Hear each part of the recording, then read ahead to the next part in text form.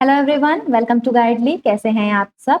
I hope आप सब बहुत बेहतरीन होंगे, अपनी सीआरपी प्रिपरेशन भी बेहतर तरीके से कर रहे होंगे। मैं हूं आपकी एबीपी मेंटर प्रगति और आज हम डिस्कस कर रहे हैं चैप्टर 3 यानी ऑर्गेनाइजिंग का आपका चैप्टर है, जिसमें आज हम डिस्कस करने वाले हैं ऑर्गेनाइजेशनल चेंज और कॉन्फ्लिक्ट डायनेमिक्स के बारे में। अगर बात करें इस टॉपिक की इंपॉर्टेंस की तो 24 और 25 के अटेम्प्ट में, चाहे दिसंबर अटेम्प्ट की बात की जाए या फिर जून अटेम्प्ट की, तो उसमें इस टॉपिक का वेटेज खासा देखा गया है। तो विदाउट एनी डिले सेशन को प्रोसीड करते हैं। जो भी चैनल पे नए हैं चैनल को सब्सक्राइब जरूर कर लीजिएगा और सबसे ज्यादा इंपॉर्टेंट चीज, टेलीग्राम चैनल ज्वाइन करना बिल्कुल भी मत भूलिएगा, क्योंकि क्लास का पीडीएफ आपको कहाँ मिलता है? क्लास का पीडीएफ आपको इसी टेलीग्राम चैनल पे मिलता है और उसका लिंक आपको डिस्क्रिप्शन बॉक्स में मिल जाएगा। इससे पहले की जितनी भी क्लासेस हुई उन सबकी प्लेलिस्ट बनी हुई है, उसका लिंक भी आपको डिस्क्रिप्शन बॉक्स में मिल जाएगा। तो सेशन को प्रोसीड करते हैं। सबसे पहले बात करते हैं ऑर्गेनाइजेशनल चेंज। क्या होता है ऑर्गेनाइजेशनल चेंज? किस तरीके के चेंज को ऑर्गेनाइजेशन चेंज कहा जाता है? तो देखिए, कोई भी ऑर्गेनाइजेशन है वो टाइम टू टाइम कुछ नेसेसरी चेंजेस करती रहती है ताकि उसके जो गोल्स हैं, जो एम है, जो ऑब्जेक्टिव हैं, उनको वो फुलफिल कर सके। यानी वो टाइम टू टाइम मॉनिटर करती है जो ऑपरेशंस उसके कंपनी में चल रहे हैं, जो फर्म में चल रहे हैं, जो भी ऑर्गेनाइजेशन जो प्रोसेस चल रहा है उसको वो टाइम टू टाइम क्या करती है? मॉडिफाई करती है। यानी जैसे जैसे वो नेसेसरी स्टेप्स लेती हैं ताकि उसके जो ऑब्जेक्टिव हैं, उसके जो गोल हैं, उसे वो फुलफिल कर सके। यही बात करता है ऑर्गेनाइजेशन चेंज। यानी अगर ऑर्गेनाइजेशन चेंज की बात करें तो ये बात करता है ऐसे एक्शंस की जो कि लिए जाते हैं किसके जरिए? कंपनी के जरिए, बिजनेस के जरिए, ताकि मॉडिफाई किया जा सके जो सिग्निफिकेंट एक्सपेक्ट हो रखे हैं ऑर्गेनाइजेशन के। भाई, ऑर्गेनाइजेशन चेंज का मतलब क्या है? कंपनी है, फर्म है, ऑर्गेनाइजेशन है, वो क्या करती है? वो टाइम टू टाइम कुछ मेजर चेंजेस करती रहती है, जिसके पीछे का उसका मेन एम क्या है?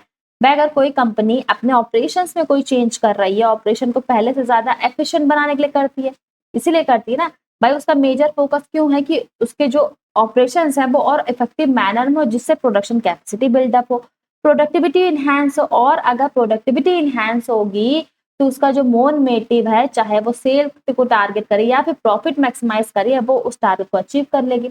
इसी के रिगार्डिंग कंपनी क्या करती है? टाइम टू टाइम जो मेजर एस्पेक्ट है, जैसे मेजर एस्पेक्ट क्या होगा? अगर कोई प्रोडक्शन कंपनी है, कोई मैन्युफैक्चर कंपनी है, वो क्या करेगी? लैपटॉप का प्रोडक्शन करी है, मोबाइल फोन का प्रोडक्शन करे, तो क्या करेगी? वो अपनी प्रोडक्टिविटी को इनहेंस करने की कोशिश करेगी, है ना। मेजर क्या, जो ऑपरेशन चल रहा है, जो वर्कफोर्स इन्वॉल्व है, उसमें क्या करेगी? उसकी कैपेसिटी को इनहेंस करने की कोशिश करेगी।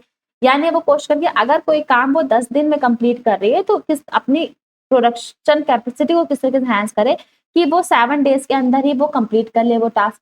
तो इसके लिए क्या करेगी? वो अपने ऑर्गेनाइजेशन चेंज करेगी। यानी वो ये देखेगी कहाँ लेसर टाइम हो रहा है यहाँ पे, यानी कहाँ समय बर्बाद हो रहा है, या फिर कहाँ उसको थोड़ा सा एक्स्ट्रा फोकस करने की जरूरत है। तो ये क्या है? ये सब कुछ ऑर्गेनाइजेशनल चेंज का हिस्सा ही हो रखा है। यानी ऑर्गेनाइजेशनल चेंज बात करता है कि जब भी कोई कंपनी या जब भी कोई बिजनेस जो सिग्निफिकेंट एस्पेक्ट हो रखे हैं ऑर्गेनाइजेशन के या कंपनी के, जब उसमें चेंजेस करती है तो इसे ही कहते हैं ऑर्गेनाइजेशनल चेंज। अब बात कर लेते हैं यहाँ पे वो ऑर्गेनाइजेशनल चेंज या वो मेजर एस्पेक्ट क्या है। भाई, अगर एस्पेक्ट्स की बात की जाए तो इसमें कंपनी का कल्चर हो सकता है। ठीक है, कि कंपनी किस तरीके से, कल्चर का मतलब कंपनी का वर्क फ्लो क्या हो रखा है, ठीक है, या वर्क क्राइटेरिया क्या हो रखा है, या किस तरीके से कंपनी क्या करिए, ऑपरेट करिए, ऑपरेटिंग सिस्टम क्या हो रखा है। इसके साथ साथ टेक्नोलॉजीज को अंडरलाइन किया जाता है, इंफ्रास्ट्रक्चर है उसे क्या किया जाता है? उसे मॉडिफाई किया जाता है, जिससे कि इस्तेमाल किया जाता है फंक्शन में, और जो इंटरनल प्रोसीजर्स है जिसमें उसका इस्तेमाल किया जाता है। भाई, अगर एस्पेक्ट चेंज करने की बात हो रही है, जैसे मैंने आपको बताया कि जो कंपनी के जो मेजर एस्पेक्ट हैं उनको मॉडिफाई किया जाता है ऑर्गेनाइजेशनल चेंज के तहत। कौन कौन से एस्पेक्ट हैं?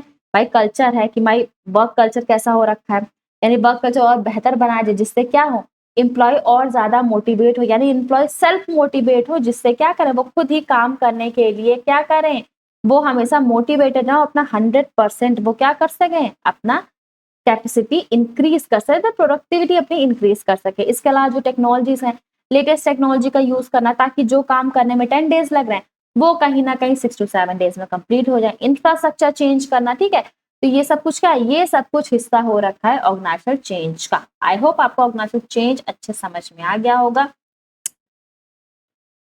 इसके अलावा अगर मैं इन शॉर्ट बात करूं, मतलब क्रक्स की बात करूं कि क्या होता है ऑर्गेनाइजेशन चेंज, तो इसका मतलब है कि भाई ट्रांजिशन हो रहा है। कहाँ ट्रांजिशन हो रहा है? ऑर्गेनाइजेशन में ट्रांजिशन हो रहा है, एक स्टेट से दूसरे स्टेट में ट्रांजिशन हो रहा है, जिसका मतलब है कि ऑर्गेनाइजेशन चेंज हो रहा है। यानी जब भी किसी ऑर्गेनाइजेशन में कोई एक सिचुएशन है, ठीक है, कोई एक सिचुएशन है, उसमें चेंज हो रहा है, यानी ये सिचुएशन में क्या हो रहा है, इसमें चेंज हो रहा है, यानी कह सकते हैं पैटर्न में चेंज हो रहा है, तो ये सब कुछ क्या है, ये सब कुछ ही कंसीडर किया जाता है ऑर्गेनाइजेशन चेंज। ठीक है, आगे प्रोसीड करें।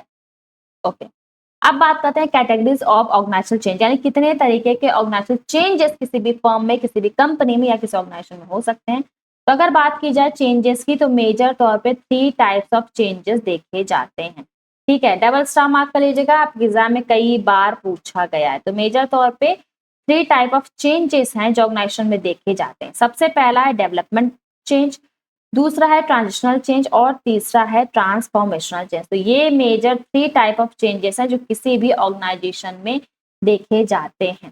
तो डेवलपमेंट की अगर चेंज की बात करें, तो जब भी किसी ऑर्गेनाइजेशन में जो चेंज किया जाता है वो इसलिए किया जाता है ताकि इंप्रूवमेंट लाई जा सके। यानी पहले से जो प्रोसेस चल रहा था, यानी जब कंपनी को स्टैब्लिश करने के साथ ही साथ जो प्रोसेस चल रहा था, जो ऑपरेशन चल रहे थे, जो इंटरनल मैनेजमेंट चल रहा था, जो स्ट्रेटजीज अपनाई जाती, जो प्रोसीजर अपनाई जाती, जब उसमें चेंजेस किए जाते हैं तो इस तरीके के चेंज को क्या कहते हैं, डेवलपमेंट चेंजेस। यानी अगर इन शॉर्ट डेवलपमेंट चेंज की बात की जाए तो जो किसी कंपनी के कैसे डेवलपमेंट से कनेक्टेड है। भाई प्रोसीजर क्या है, आप इंटरनल ऑपरेशन है, ये डेवलपमेंट प्रोसेस का हिस्सा हो रखा है ना। आप क्या कर रहे हो, जो ऑलरेडी स्टैब्लिश प्रोसेस आप उसमें चेंज कर रहे हो, उसको मॉडिफाई कर रहे हो। क्यों मॉडिफाई कर रहे हो?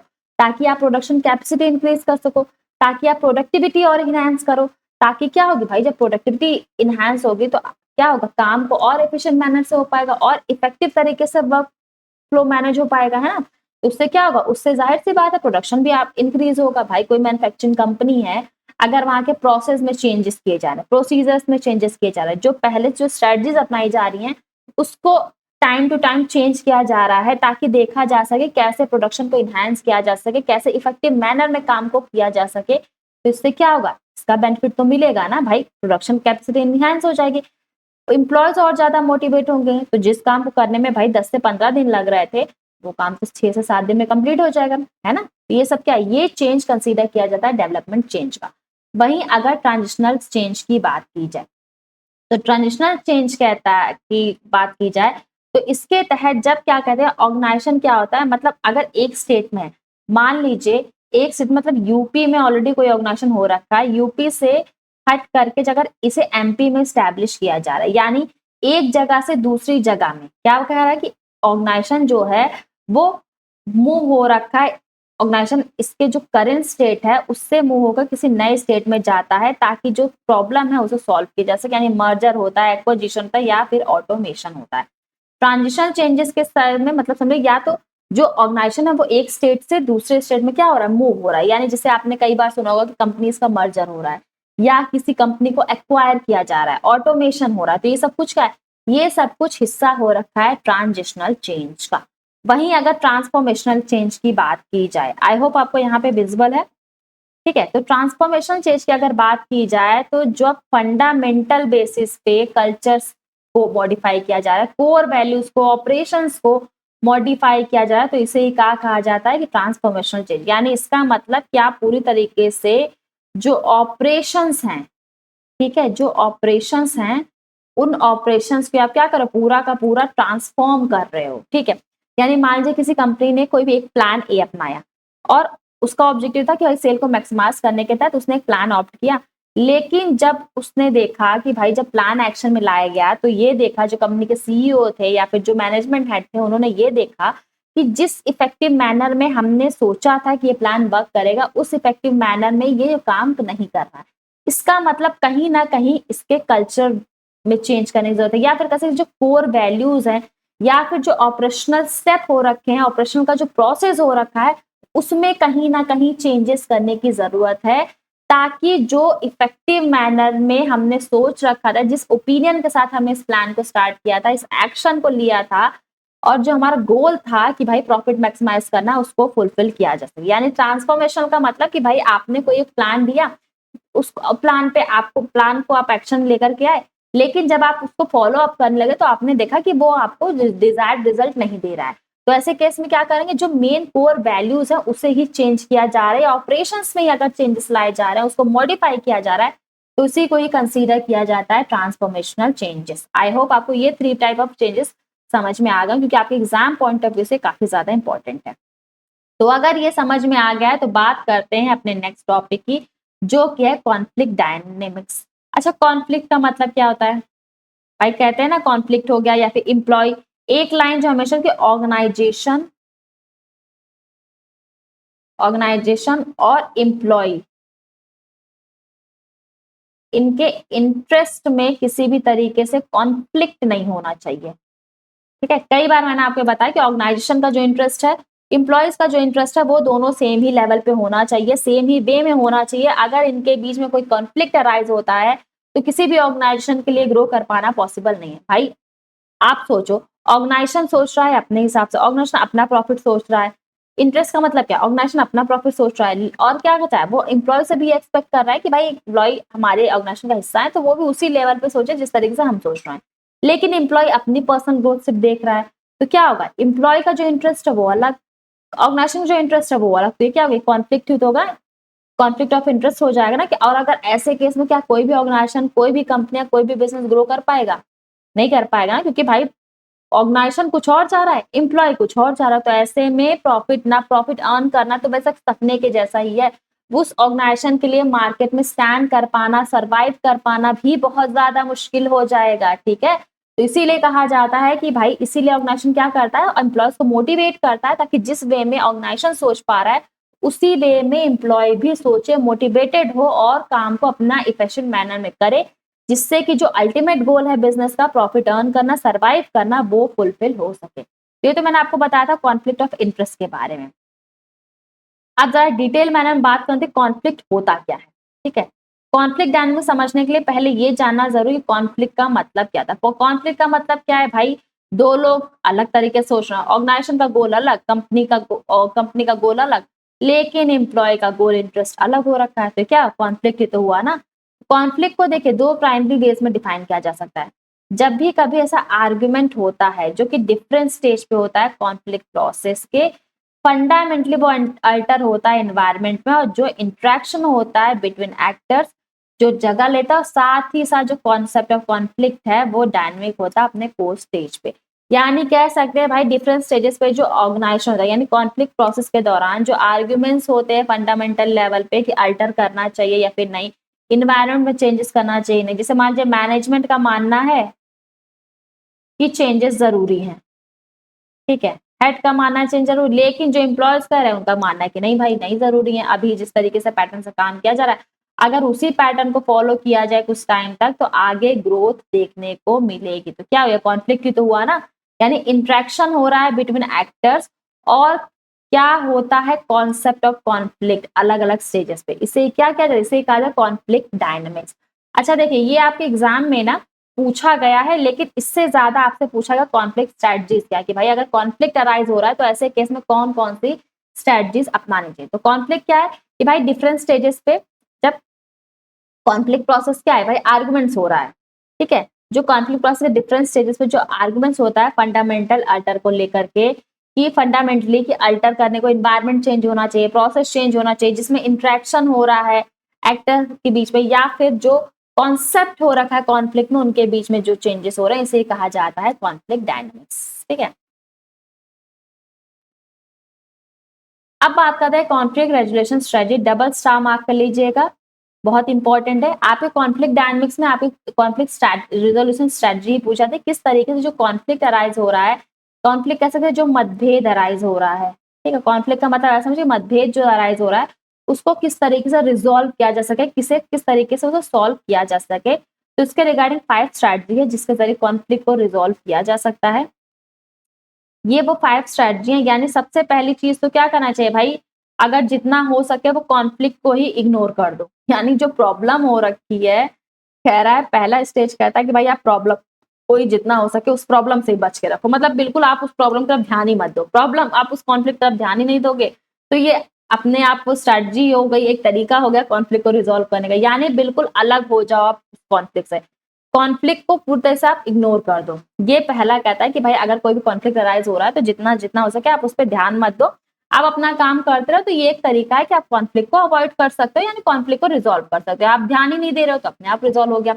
दूसरा दूसरी स्ट्रेटजी कहती है कि एक्सप्लेन करना चाहिए जो नेचर है इशू का, यानी भाई रीजन क्या है, रीजन फाइंड आउट करना, क्या रीजन है जिसकी वजह से ये कॉन्फ्लिक्ट अराइज हो रहा है, ठीक है, रीजन फाइंड आउट करना जिसकी वजह से कॉन्फ्लिक्ट हो रहा है, क्या कारण है भाई जिसकी वजह से कॉन्फ्लिक्ट अराइज होना, उसके पीछे का रीजन पता करना।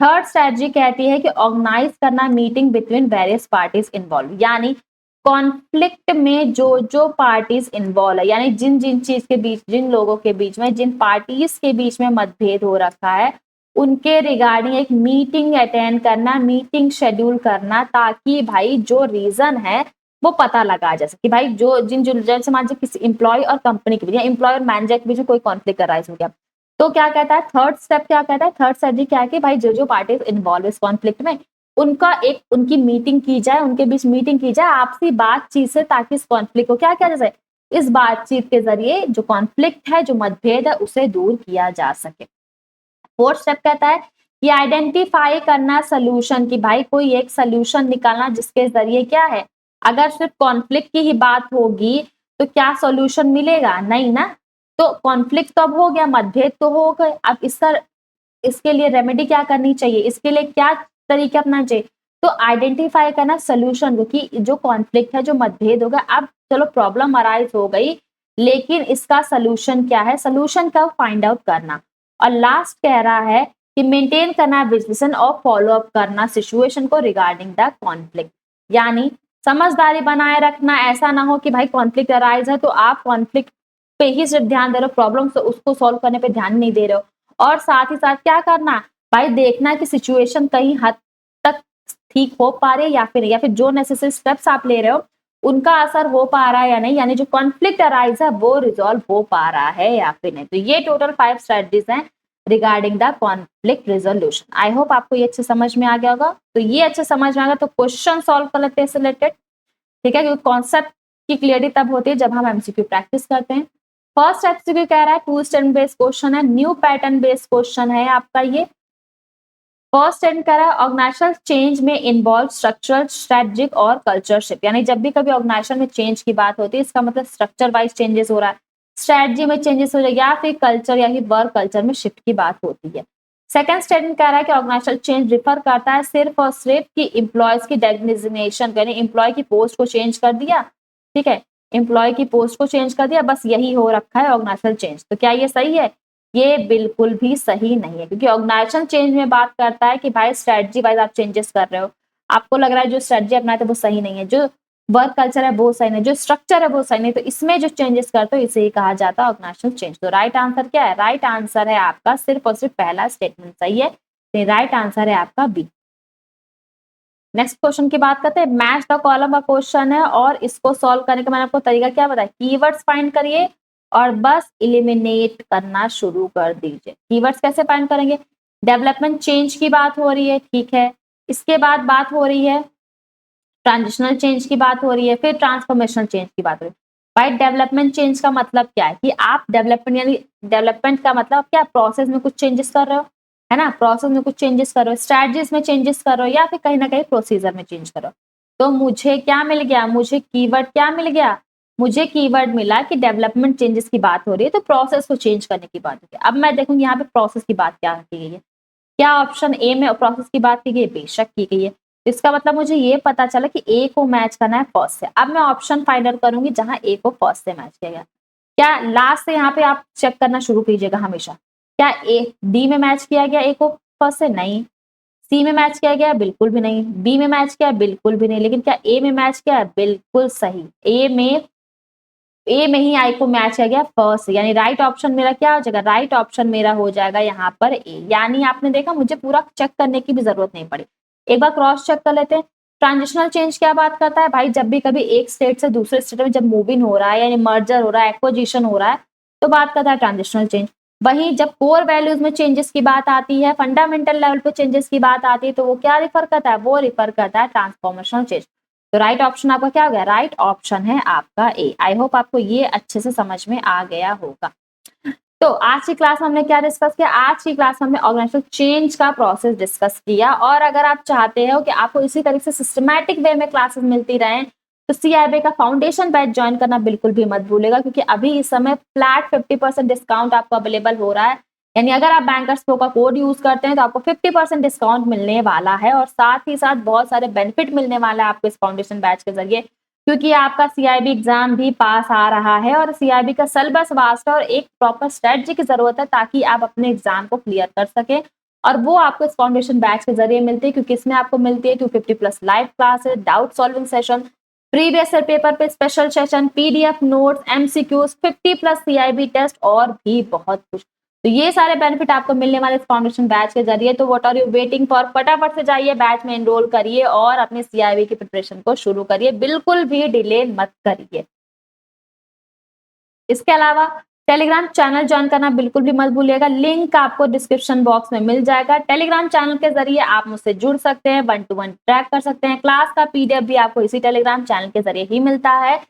तो आज क्लास आपको कैसी लगी, टेलीग्राम चैनल के जरिए कमेंट सेक्शन के जरिए मुझे जरूर बताइएगा। इसके अलावा आपके कोई भी डाउट है रिगार्डिंग जेआईबी, सीआईबी, एबीएफएम, आईएफएस, तो कमेंट सेक्शन के जरिए मुझसे वो पूछना बिल्कुल पूछिएगा, और साथ ही साथ टेलीग्राम चैनल के जरिए भी मुझसे जुड़ना बिल्कुल भी मत भूलिएगा। तो आज के लिए फिलहाल इतना ही, मिलते हैं नेक्स्ट वीडियो सीरीज में। Till then take care.